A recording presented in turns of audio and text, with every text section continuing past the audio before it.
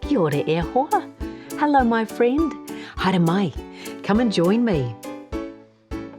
School holidays at the moment, and it's a bit cold, isn't it? I'm spending a bit more time inside. How about you? Oh, it's great for stories and also for things like arts and crafts and baking. We made a cake today.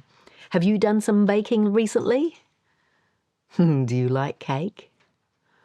Well, while we were baking, it reminded me of a story about a crazy cake.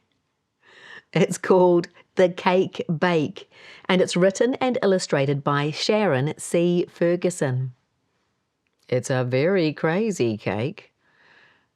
Would you like to hear a story? Are you nice and comfy?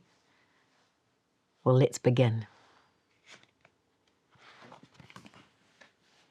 I decided to bake an apple spice cake. Ooh, yum. So I got out the flour and turned on the power. Can you see her turning on the power? She's turning on the power for the oven. I baked my cake in an oven. Is that where you bake too?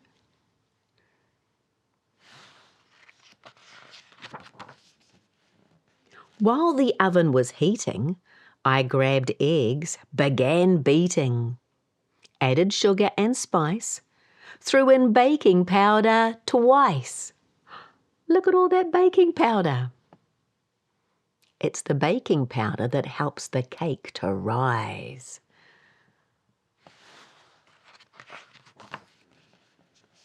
Rubbed in butter, real hasty. Well, that's quickly. Made a very nice pastry. Added milk to the mix. Then the apples cut thick. Look at all those big chunks of apple.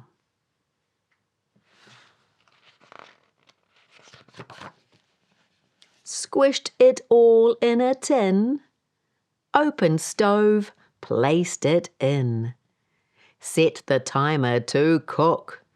Then went off to my book. She set the timer, and when the buzzer goes off, she can come and check her cake. Off to read a story. What a good idea. As I lay back enjoying the sweet baking smell, can you see her with her book? Who's that on her lap? Is it her dog? In the oven, my cake was beginning to swell. Can you see the cake getting bigger?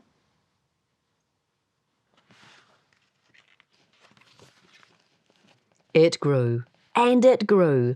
Soon the tin was too small. It grew and it grew, then pushed out the stove door. Look how big that cake is getting. Uh-oh. It spread through the room, gulping chair, mat and broom, climbing right up the walls, on its way to the hall. Has that ever happened to you? Has your cake exploded out of your oven? It hasn't happened to me before. Crikey. When I got up to check what the timer would be, I discovered my cake on its way to see me. Look at her face. Oh no! The batter was swallowing table and chairs, my coat, my umbrella, and even the stairs. Oh my gosh, what on earth should I do? The cake in its wake might just swallow me too.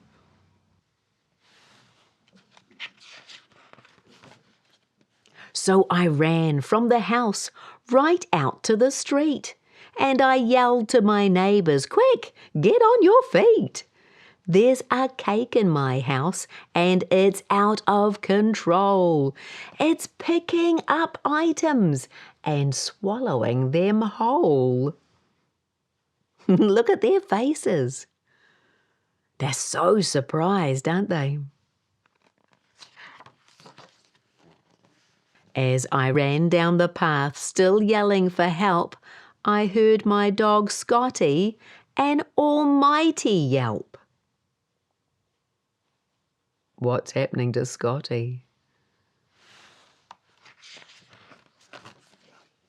I turned around quickly just in time to see the cake mix was eating poor Scotty for tea.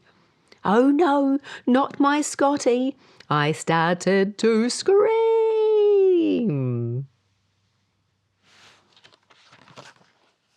Then a buzz woke me up. Phew, it was all a bad dream. She had fallen asleep on the couch and had dreamt all those things about her cake.